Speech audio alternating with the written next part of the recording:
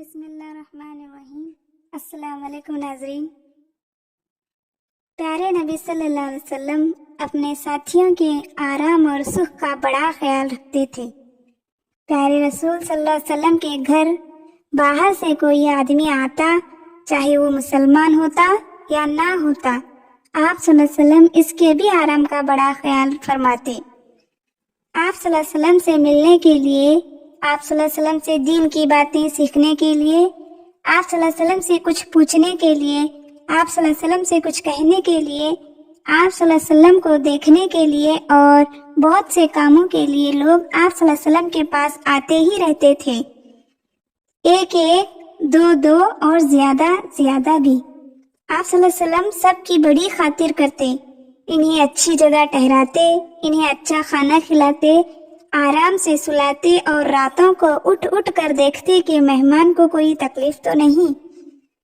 ایسا بھی ہوتا کہ حضور صلی اللہ علیہ وسلم کے گھر میں کھانے کو کچھ نہ ہوتا اور مہمان آ جاتے، اس پر بھی آپ صلی اللہ علیہ وسلم بڑی خوشی سے مہمانوں کے کھانے پینے کا انتظام فرماتے۔ ایک بار ایک یہودی آپ صلی اللہ علیہ وسلم کے یہاں آیا، ٹھہرا۔ اس دن آپ صلی اللہ علیہ وسلم کے گھر میں کھانے کو کچھ نہ تھا۔ آپ صلی اللہ علیہ وسلم نے ایک بکری کا دودھ پلایا، وہ پی گیا لیکن بھوکا ہی رہا۔ آپ صلی اللہ علیہ وسلم نے ایک بکری کا دودھ اور پلایا، وہ پھر بھی پی گیا لیکن رہا بھوکا ہی۔ آپ صلی اللہ علیہ وسلم نے اسے ایک اور بکری کا دودھ پلایا، وہ بھی پی گیا لیکن رہا بھوکا ہی۔ اس طرح ایک کر کے آپ صلی اللہ علیہ وسلم نے اسے 7 بکریوں کا دودھ پلایا۔ ایک بار ایک شخص آپ صلی اللہ علیہ وسلم کے یہاں آیا، رات کو ٹھہرا، کھا پی کر سویا تو رات کو اسے دست آ گیا۔ حضور صلی اللہ علیہ وسلم نے اسے بستر دیا تھا، اس نے بستر گندا کر دیا اور صبح ہونے سے پہلے گھر سے بھاگ گیا۔ آپ صلی اللہ علیہ وسلم نے صبح کو اپنے ہاتھ سے بستر دھویا، وہ شخص بھاگتے وقت اپنی تلوار یہی بھول گیا۔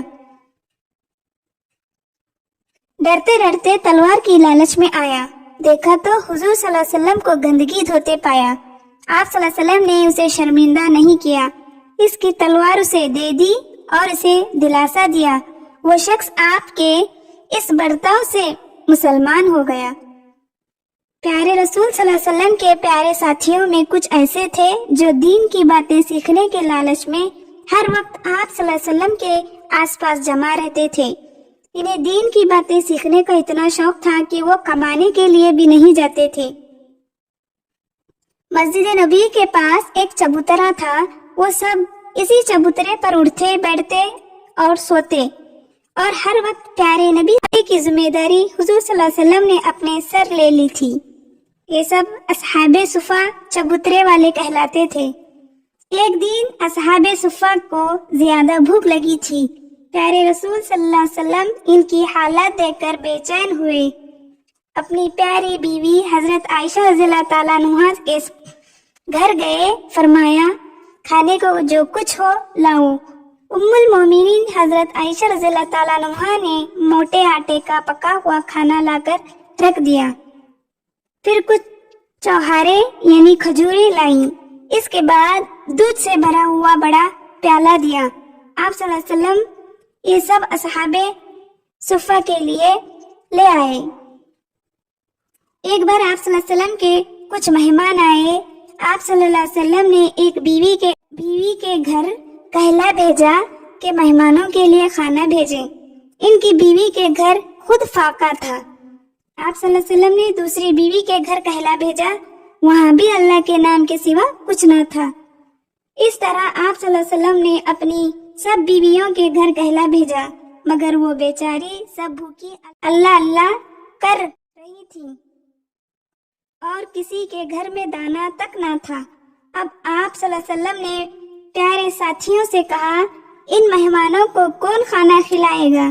ایک صحابی اٹھے، بولے میں، اور وہ مہمانوں کو اپنے گھر لے آئے۔ اور ایسا تو بہت بار ہوا کہ حضور صلی اللہ علیہ وسلم کے گھروں میں کھانا تیار کیا گیا، اتنے میں مہمان آ گئے تو آپ صلی اللہ علیہ وسلم نے مہمانوں کو کھانا کھلا دیا اور گھر کے سب لوگ بھوکے ہی سو رہے۔ کیسے خاطردار تھے پیارے رسول صلی اللہ علیہ وسلم۔